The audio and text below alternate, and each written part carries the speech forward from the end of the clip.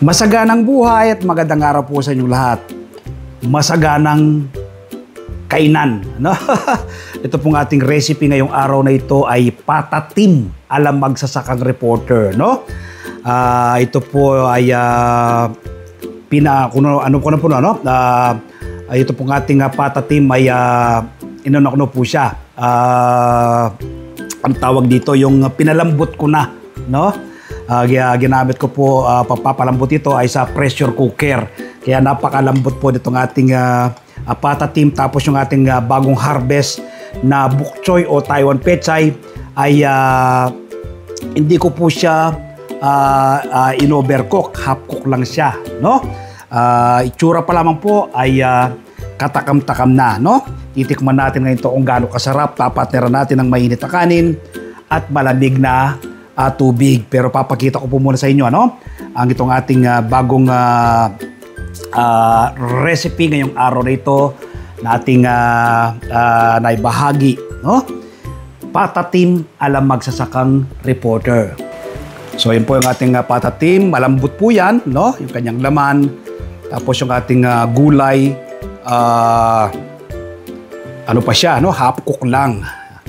Yan. Tapos siyempre yung ating kanin, mainit na kanin at malamig na tubig. So yun pong ating recipe ngayong araw na ito. Tsura pa lang po, tingnan nyo po, katakam-takam na, no?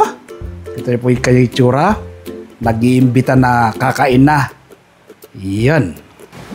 So ngayon po, ititikman natin, unahin natin itong ating gulay, no? Gulay muna. Itong ating bagong harvest na butchoy. Yan.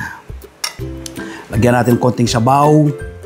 Masarap kasi sa patatim yung meron siyang konting sabaw, no?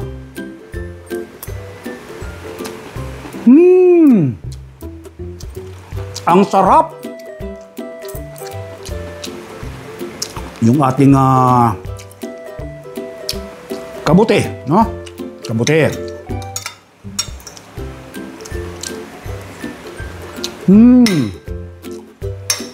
Panalo. Kuha tayo ng laman ng ating patatim. Laman, lagyan natin konti sabaw din.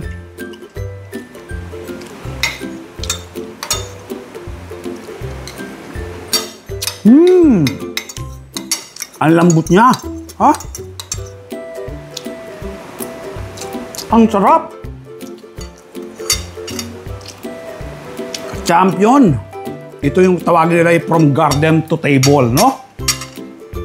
Pagka-harvest ng ating tanim na bok choy, ito, nagluto tayo ng masarap at masustansyang patatim. Invite ko po kayo, this coming Sunday, panoorin po ninyo ang aking TV show, Masaganang Buhay, ibabahagi ko po sa inyo ang step-by-step na pagtatanim ng bok choy o Taiwan pechay sa mga bote ng mineral water. Tapos after 30 days, humarvest po tayo. Ang babahay ko ng mga susunod ay ang step by step na pagluluto ng masarap at masustansyang patatim ala magsasakang reporter. So don't forget, Masaganang Buhay, alas 7 hanggang alas 8 ng umaga, tuwing araw ng linggo, this coming Sunday, Tapos kapag araw naman po ng Martes, umaga po kayo ng kopya ng Filipino Star ngayon. Meron po akong column dyan. Isinusulat ko po sa aking column ang iba't ibang do-it-yourself tips at iba pang sekreto sa pagsasaka. Sa Facebook page, Facebook profile, TikTok, nagbabahagi rin po tayo ng kaalaman. At siyempre, yung hindi pa po nakasubscribe sa aking YouTube channel ang Magsasaka Reporter, mag-subscribe na po kayo, like and share. Click the bell button sa ganun. Ma-inform po kayo kapag may mga bago akong video upload, video tutorial, upang ma-share ko po sa inyo ang payaran na talento ng ating Panginoon. Maraming salamat po. Happy farming! Masaganang buhay. God bless us all po. Bye-bye!